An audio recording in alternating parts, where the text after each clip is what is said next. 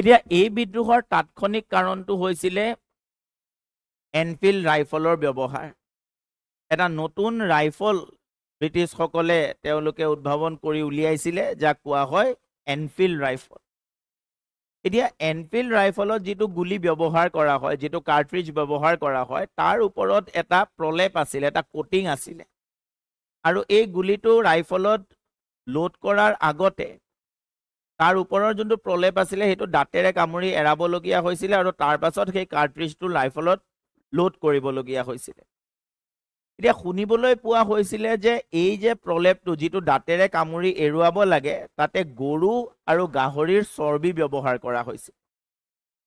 ভাৰতীয় চিপাহীসকলে যেতিয়া এই কথা জানিব পাৰিলে যে এই প্ৰলেপটোত গৰু আৰু গাহৰিৰ চৰ্বি ব্যৱহাৰ কৰা হৈছে, তেতিয়া ভাৰতীয় চিপাহীসকলে এই ৰাইফলটো ব্যৱহাৰ কৰিবলৈ অস্বীকাৰ কৰিলে।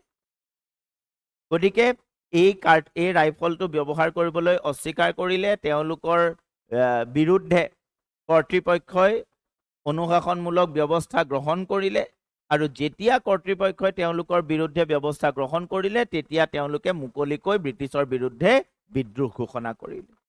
গতিকে তেনেকৈ এই বিদ্ৰোহটো আৰম্ভ হৈছিল। মূল কাৰণ, তাৎক্ষণিক কাৰণ আছিলে এনফিল্ড ৰাইফল। এই ৰাইফলটো যেতিয়া ব্যৱহাৰ কৰাৰ কথা কোৱা হ'ল, তেতিয়াই চিপাহীসকলে ইয়াৰ বিৰুদ্ধে পোনপটীয়াকৈ মুকলিকৈ কৰ্তৃপক্ষৰ বিৰুদ্ধে বিদ্ৰোহ ঘোষণা কৰিছিল।